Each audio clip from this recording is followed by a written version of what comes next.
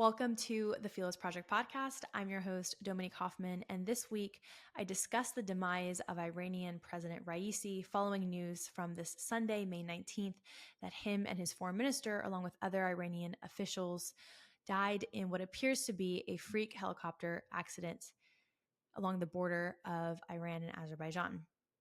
I'm joined by my colleague and Iranian expert, Dr. Farhad Rezaei, to discuss what the death of Raisi and his foreign minister mean for the Iranian people, for the Iranian regime, and if there's any implications for the Israel-Gaza war. We also discuss news coming out of the UN.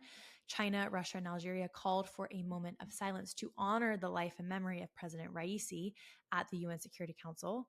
Among the representatives who stood to honor Raisi was Robert Wood, the United States Deputy Ambassador to the UN. Farhad discusses Raisi's numerous human rights abuses, and he also highlights what this news coming out of the UN means for the Biden administration and how it reflects his overall policy of appeasement with the Iranian regime. All of this and more in the following episode. I hope you enjoy.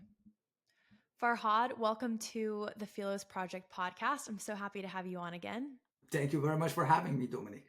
Before we talk about the really crazy news that came out of this past weekend regarding the Iranian president's death or demise, could you share with our audience your new special project at the Philos Project? Because it's very relevant when we're talking about Iran. Yes, with pleasure. Yes, I'm actually excited to share with you and with our audience that we recently launched a new program that is called Christian Watch and Global Islamism. And in this program, we will focus on few major issues, including Islamist anti-Semitism, Islamist violation of human rights and international law of war, Neo-Shiism and its security implications, and also Iran's perpetual destabilization in the Middle East. I'm excited for this project and to see it develop, and we'll keep the audience updated as that project continues.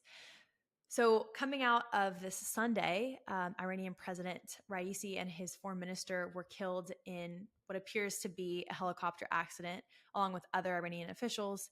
Can you explain what happened? Who is Raisi? Who is his foreign minister? And what does this mean broadly? Yes. On Sunday, President Ibrahim Raisi, his foreign minister, and some other senior regime officials were in a helicopter, and the helicopter crashed. And all of them died.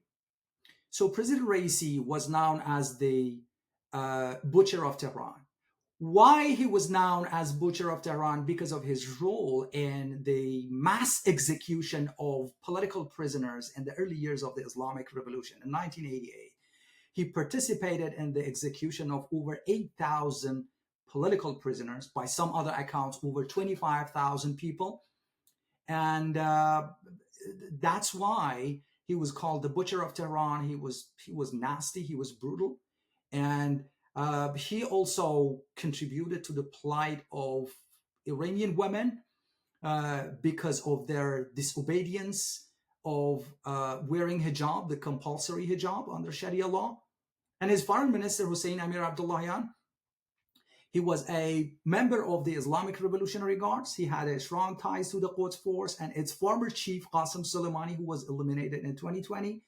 He had a strong ties to the terror proxies, the leaders of the terror proxies, Hassan Nasrallah of Hezbollah and Ismail Haniyeh of Hamas, and the chief of the Palestinian Islamic Jihad and Shia militia in Iraq, and etc. He was a strong advocate of armed resistance against Israel. And he was the one in the regime who made sure that Iran will continue to sponsor terrorism. Iran will continue to support the terror groups against Israel. And at the same time, he was the one who made sure that none of the Arab countries in the region would normalize the relationship with Israel. So that's significant. He was a significant leader. Would you say that his position was almost more significant or has greater implications than Raisi's himself? Absolutely. That is my notion. I mean, his demise will be felt in the region, certainly. The demise of President Raisi will be felt inside Iran, and not now. Actually, after the death of Ayatollah Khamenei. Because, look, for now, we know that President basically has a symbolic role. the real mover and shaker inside the regime is Ayatollah Khamenei and his office, the office of the supreme leader. So he is the one who is in charge of everything. He is the one who makes even the decisions with regards to small things, let alone bigger decisions in foreign policy and regional policies. And is Raisi's death a revolutionary window for the Iranian people to try and overthrow their government, or is this going to remain the status quo? I know that Raisi's vice president is now the new interim president.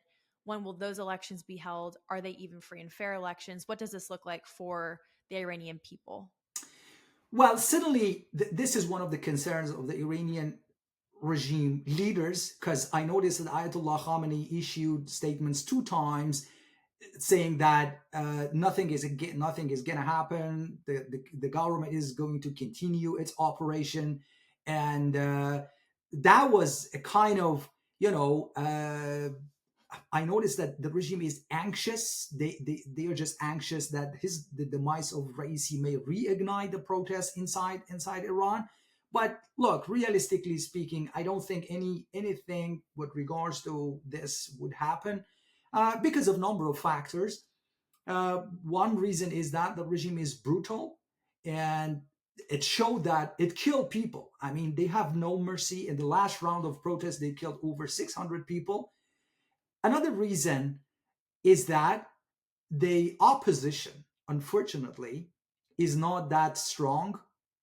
And it's really hard to assure Iranian people that if they come to the street once again, it will result in meaningful change. So I don't expect any meaningful regime change with the demise of Ebrahim Raisi. And so who benefits the most from his demise? Is it the region? You've kind of noted that his position was largely ceremonial. Do different political factions within Iran benefit the most from his demise? Well, I will say that first and foremost, the Iranian people will benefit from his demise, especially Iranian women. As I mentioned earlier, he is the one who really made it hard for Iranian women to wear compulsory hijab. He was the one who oversaw the group who was responsible for overseeing the group that was responsible for observing women in the street who are obeying compulsory hijab. The second group who would be happy with the demise of Raisi are religious minorities, especially Baha'is. So Ebrahim Raisi played a key role in persecution of religious minorities, Baha'is, Christians, and Jews, but especially Baha'is, and they will be happy now that Raisi is not around. Families of the victims who were murdered by Raisi, the families of those people who were executed at the early years of the revolution, and the people who were killed during the latest rounds of protests, they will be certainly happy. And interestingly enough, another group or people who will benefit from the demise of Raisi will be the opponents of Ayatollah Khamenei. I mean, the political opponents of Ayatollah Khamenei. Why? Because, in my opinion, Ebrahim Raisi was one of the people, the allies, the strong allies of Ayatollah Khamenei, who were there to make sure that after the death of Ayatollah Khamenei, there would be a smooth transition to the next supreme leader. He was appointed as one of the members of the 3-man committee who was tasked with choosing the next supreme leader. And here, I would say that he was tasked with transitioning power to Khamenei's son, Mujtaba Khamenei. So here I need to explain something. Many people in the West believe that Ebrahim Raisi was one of the candidates for the position of supreme leadership after the death of Ayatollah Khamenei. In my opinion, this is not right. Ibrahim Raisi was never considered as a serious candidate for the position of supreme leadership because of various reasons. Because he was considered as an inept person, as an unintelligent person, but he was there to make sure that Ayatollah Khamenei's son will be selected as the next supreme leader. So his demise will be a game changer here, I think. That's very interesting. And can you maybe speak to, and I know that we don't have complete information, this is pure speculation. There's a lot of rumors surrounding the helicopter accident, many accusing Israel and Mossad of having some sort of involvement. What is your position on that conspiracy theory? And even if there's no validity to it, how will the regime use it as rhetoric or propaganda against Israel and America? Right. Well, look, there's always conspiracy theories in Iran with regards to everything. And we know that this has been the regime's tactic to blame everything on the United States and on Israel. Right after the helicopter crash, the former foreign minister Javad Zarif tweeted that actually, if there wasn't U.S. sanctions, there wasn't a helicopter crash. He wanted to blame American sanctions for the crash.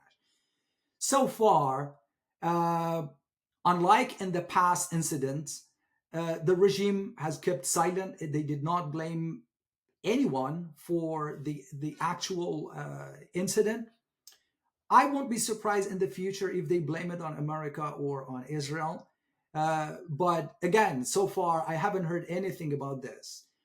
I believe, my personal opinion is that this was just a pure crash. Or, at the worst case scenario, this was just a sabotage inside the regime. I don't think it had anything to do with Israel or with the United States. No. And do you think this will have implications on the Israel Hamas Gaza war at all, or will other people step up from within the regime to continue the war front? That's a good question.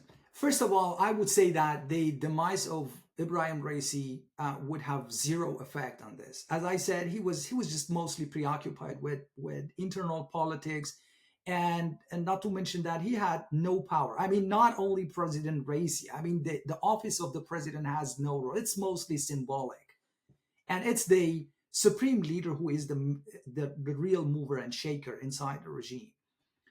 The demise of foreign minister would make slight change because, as I mentioned, he was a strong supporter of armed resistance against Israel. He was a longtime advocate of Palestinian Intifada. He was there to make sure that none of the regional countries would normalize with Israel. He was a strong supporter of financially supporting terror groups. So his demise would make a change here. But generally speaking, the policy of sponsorship of terrorism in the region is a policy that is overseen by the Ayatollah Khamenei and his office. So as long as he's there, as long as Ayatollah Khamenei is alive, this policy more or less will continue. Farhad, I want to get your take or your first impressions on news coming out of the UN. So at the special request of Russia, China, and Algeria, representatives, including United States Deputy Ambassador to the UN, Robert Wood, stood at the UN Security Council for a minute to honor Raisi and his death, essentially honoring his legacy, which would be, equivalent to taking a moment of silence for Hitler. It's mind-boggling. What is your reaction? What does this mean for the UN, even as an international institution that champions human rights? Can you talk a little bit more about those human rights abuses that Raisi committed against his own people? Well, honestly, this was a disgrace. This was really embarrassing. We know that Raisi was responsible for the killing of thousands of innocent Iranians. As mentioned earlier, he was responsible for the killing of 8,000 political prisoners in Iran. He was responsible for the killing of women, their torture, putting them in jail. He was responsible for the plight of religious minorities. He was responsible for the persecution of Baha'is and Christians and Jews. Raisi represented a regime that is continuing to kill Americans. That's another point that I need to raise. So the question is, why? Because I mentioned that this was just a diplomatic thing, and the UN and some other officials had to do it. But the question is why the United Nations did not stand 1 minute silent for the genocide of, let's say, Yazidis by ISIS. Why the United Nations did not stand even 1 minute silence for thousands of Iranian protesters who got killed by the Iranian regime and by Raisi. So this was really disappointing, honestly. It's a disgrace. And does it speak to the United States also policy of legitimizing the Iranian regime? Obviously, our deputy ambassador also stood. Does that continue in this trend, or is this really just a show of diplomacy that any U.S. government or administration would have stood for? Well, for the United States, I don't think this was just a diplomatic show. No, because from the time that the Biden administration came to the White House, the policy of appeasement of the Iranian regime has started, and it continues up to this day as we speak now. So I don't think this was a diplomatic show. And I also heard news that as of now, Iranians and some people in the State Department are negotiating in Oman. For what reason? I don't know. Perhaps going back to the nuclear deal, that doesn't make sense at all because Iran now is in a whole different situation. Iran now is able to produce 8 nuclear weapons within a week, according to the International Atomic Energy Agency. So returning back to the nuclear deal is just meaningless. It's absolutely meaningless.